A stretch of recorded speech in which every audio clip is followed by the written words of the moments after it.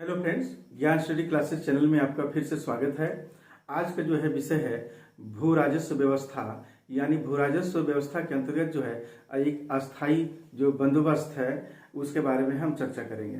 तो सबसे पहले देखते हैं कि भारत में जो ब्रिटिश सत्ता की स्थापना के साथ ही जो है ये भू राजस्व व्यवस्था का एक जो है नया दौर शुरू हुआ। यहाँ तक हम देखते हैं कि ब्रिटिश जो भू राजस्व व्यवस्था थी उस व्यवस्था में हम देखते हैं यहाँ की जो स्थानीय परिस्थितियाँ थी, उपनिवेशवादियों की जो आवश्यकता थी और हमारे देखते हैं कि यूरोप में जो प्रचलित विचारधारा थी उनके विचारधाराओं के जो है मिलन से एक नया जो है यह बंदोबस्त यानी भू राजस्व व्यवस्था आई थी। तो आइए हम लोग जानते हैं कि अस्थाई बंदोबस्त है था क्या, क्योंकि अस्थाई बंदोबस्त जो था वह हमारा इस्तमरारी या जमींदारी व्यवस्था के नाम से भी जाना जाता है। तो गवर्नर जनरल उस समय थे लॉर्ड कॉर्नवालिस और उनके जो है उस समय रेवेन्यू बोर्ड के जो अध्यक्ष थे सर जॉन सॉर थे और एक जेम्स ग्रांट भी थे जो उनके सहयोगी थे।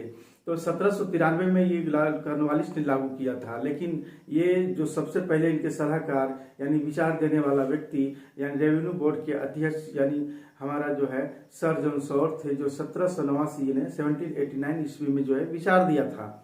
तो 1790 ईस्वी में हम देखते हैं कि 10 वर्ष के लिए यह जो है सर जॉन सॉर ने व्यवस्था लागू किया था और उसी प्रकार हम देखते हैं कि 1793 में अंतिम रूप से जो है लॉर्ड कॉर्नवालिस ने जो है वह अस्थाई बंदोबस्त लागू कर दिया। अस्थाई लागू कर दिया। इस समय हमारा जो है गवर्नर जनरल जो हमारे थे लॉर्ड कॉर्नवालिस थे। लॉर्ड कॉर्नवालिस और इनके साथ में थे सर जॉन सॉर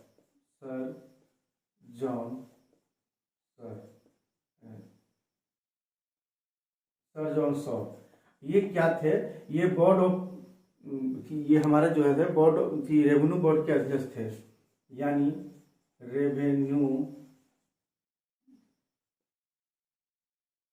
बोर्ड का अध्यक्ष थे और इसके साथ और थे जेम्स ग्रांट ये इनके साथ थे। तो ये हमारा जो है 1793 में जो है ये लागू किया था। 1793 में यह लागू किया था।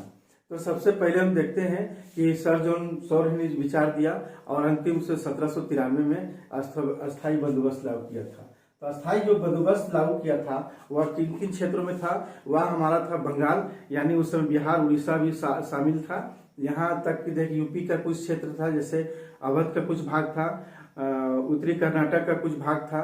तो इस तरह से था यानी बंगाल हम लोग देखेंगे ये बंगाल का क्षेत्र था। इसमें बिहार बंगाल सब थे, बिहार उड़ीसा इसी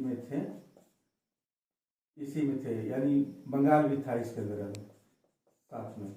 और हम दूसरा देखते हैं ये हमारा यूपी का क्षेत्र था जिसमें कुछ अवध का क्षेत्र कुछ शामिल था, अवध या गाजीपुर अवध का कुछ क्षेत्र था यूपी में। और हम देखते हैं कि तीसरा जो है उत्तरी कर्नाटक पर लागू किया था। यह लगभग जो है हम अंग्रेजों के जो अधीन की जो भूमि थी वह जो है 19% भाग पर लागू की थी यानी अंग्रेजों के अधीन 19% भाग पर यह लागू किया गया था। तो हम देखते हैं कि इसके पहले जो है इसकी भूमिका क्या थी कि प्लासी का युद्ध जिस समय हुई थी, प्लासी के युद्ध के बाद देखते हैं कि मीर कासिम ने जो है अंग्रेजों को जो है दीवानी दे दी थी कुछ क्षेत्र जैसे वर्धमान, मिदनापुर, चटगांव। यानी हमारा जो है प्लासी की युद्ध के बाद मीर कासिम ने जो है दीवानी दे दी थी कि कौन कौन को वर्धमान,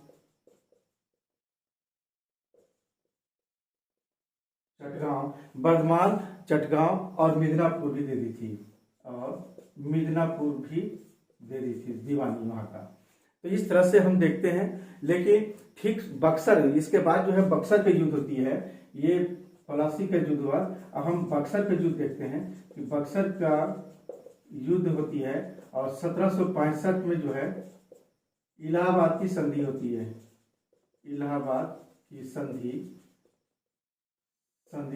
और ये जो है शाह आलम द्वितीय ने, मुगल शासक शाह आलम द्वितीय ने जो है दीवानी जो है यानी बंगाल, बिहार, उड़ीसा की दे दी जाती है। बंगाल, बिहार और उड़ीसा की दीवानी दे दी जाती है। तो इस तरह से हम देखते हैं यहीं से प्रारंभ होती है, यानी प्लासी और बक्सर युद्ध के बाद जो अंग्रेजों का जो है द्वैत शासन प्रणाली लागू हो जाती है। और फिर से हम देखते हैं कि यह लागू करने के लिए जो है यानी हमारे लॉर्ड कॉर्नवालिस जो थे इजारीदारी जो है व्यवस्था लागू करता है। यानी इसके इसी समय यानी बक्सर युद्ध के समय में ही जो है इजारीदारी व्यवस्था यानी क्लाइव करते हैं और या 3 वर्ष के लिए करते हैं। यानी क्लाइव जो करते हैं, यानी क्लाइव जो है वो क्या करते हैं, इजारीदारी व्यवस्था करते हैं। और ये पहला ये जो ठेके पर इजारी जो है वो ठेके पर दिया जाने वाला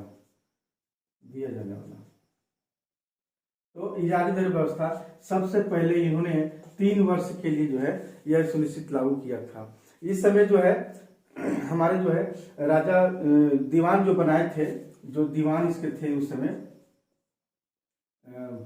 मोहम्मद रजा खां और राजा सिताब राय थे, यही इनके दीवान थे। और हम देखते हैं कि यह व्यवस्था जो है 1772 ईस्वी तक यह जो है कार्य चलते रहा। यानी और हम देखते हैं कि 1771-72 ईस्वी में देखते हैं कि उस समय जो है अकाल पड़ी और अकाल पड़े जो भूख सारा चीज होने प्रारंभ हो गया। तो भूख हड़ताल होने के बाद पूरा जो है तहस नहस हो गया।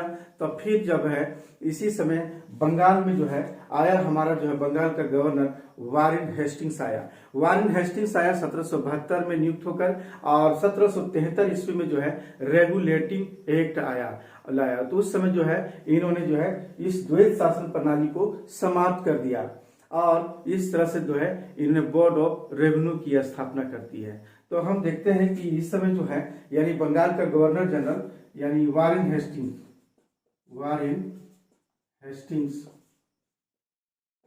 1772 में आते हैं और 1773 ईस्वी में जो है रेगुलेटिंग एक्ट आता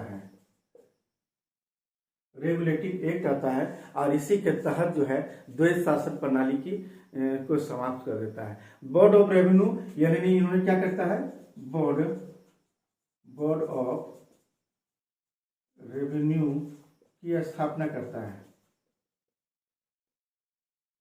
बोर्ड की स्थापना करता है। और इसी समय देखते हैं क्या करता है कि 1772 ईस्वी में फिर इन्होंने क्या करता है कि ये 5 वर्ष के लिए जो है फिर से लागू करता है इजारीदारी व्यवस्था जो था। यानी 1772 ईस्वी में जो है इन्होंने क्या करता है, पंचवर्षीय लागू करता है। पंचवर्षीय जो है प्रणाली, पंचवर्षीय प्रणाली जो है यही इजारीदारी व्यवस्था था, ठेके पर दिए जाने वाला, इन्होंने करता है। फिर 1778 ईस्वी में ये क्या करते हैं, फिर कम करते हैं, 1 वर्ष के लिए करते हैं, 1 वर्षीय जो है या लागू करता है 1778 में। और भूमि की और क्या करने लगते हैं कि भूमि की नीलामी प्रति वर्ष करना प्रारंभ कर देते हैं। इस तरह से यह व्यवस्था थी। लेकिन अब हम देखते हैं कि लॉर्ड कॉर्नवालिस जो क्या करते हैं 1786 ईस्वी में जो है जब आते हैं तो इन्होंने जो है 10 वर्षीय व्यवस्था लागू करते हैं। तो इस तरह से हम देखते हैं।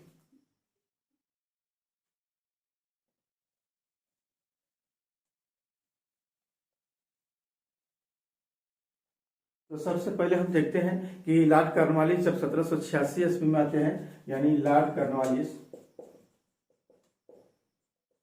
लॉर्ड कॉर्नवालिस आते हैं तो 10 वर्ष के लिए करते हैं। 10 वर्ष के लिए जो है यह व्यवस्था लागू करता है। लेकिन सर जॉन सॉर उस समय थे तो लॉर्ड कॉर्नवालिस को जो है 1789 ईस्वी में अस्थायी प्रबंध करने का विचार दिया कि आप जो है अस्थायी कर दिया जाए। तो 1793 ईस्वी में जो देखते हैं लॉर्ड कॉर्नवालिस ने जो है भूमि को जो है अस्थायी बंदोबस्त कर दी जाती है। तो इस तरह से जो है 1793 ईस्वी में जो है अस्थायी बंदोबस्त कर जाती है। सर जॉन सॉर के निर्देश पर उनकी विचारों से प्रभावित होकर जो है ये कर देते हैं। तो इस समय सबसे पहले देखते हैं कि इसमें क्या था कि जमींदार को जो है भूमि का मालिक माना गया। यहाँ तक देखते हैं जमींदार जो थे भूमि को बेच या दान भी दे सकता है। यहाँ हम देखते हैं कि सबसे पहले जो है कंपनी जो थी, कंपनी के नीचे जमींदार था और जमींदार के नीचे जो है वो किसान था यानी रैयत था। तो ये क्या करता था, ये जमींदारी भूमि का स्वामी था। भूमि का जो है यानी जमींदार को भूमि का मालिक माना गया। तो भूमि का मालिक माना गया, ये भूमि का मालिक माना गया। और इस तरह से हम देखते हैं जमींदार भूमि को बेच सकता है या दान सकता है। ये बेच भी सकता है और दान भी कर सकता है, यह इनकी पावर थी। यह व्यवस्था जो है राजस्व का जो है इस समय 10/11 भाग अंग्रेजों को यानी 10/11 भाग जो है वह अंग्रेजों को प्राप्त होती थी। और इसके साथ साथ हम देखते हैं 1/11 भाग जो है वह जो है जमींदारों को मिलता था, यह जमींदारों को दी जाती थी। या इसका आधार क्या था, इसका आधार यही था 1792 थी। आधार वर्ष जो था वह था 1790 91 का ही जो था।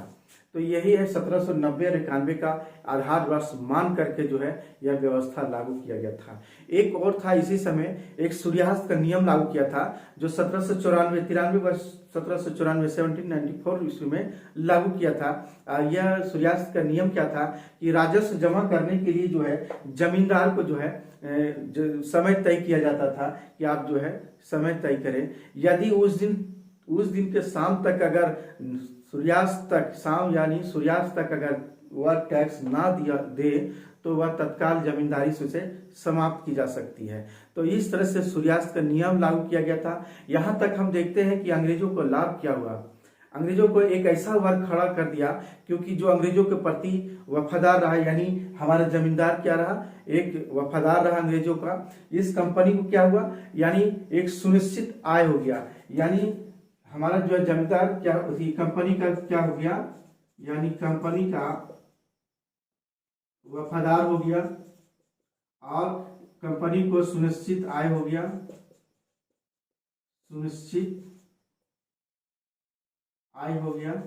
और इसके साथ साथ अंग्रेजों का भू राजस्व वृद्धि हुई, यानी कर जो है भू राजस्व वृद्धि हुई। कंपनी को लाभ यही हुआ, यानी अंग्रेजों का लाभ यही हुआ। लेकिन कृषकों का हानि क्या हुआ, कृषकों को जो है नए जमींदारी वर्ग का तो जन्म हुआ ही, इसके साथ जो है रैयत जो किसान जो थे उस पर कोई ध्यान नहीं दिया, यानी हमारा जमींदार इस पर कोई ध्यान नहीं दिया। नए जमींदार कृषक से जितना चाहे उतना जो है वह वसूल कर सकते थे और वसूल किया।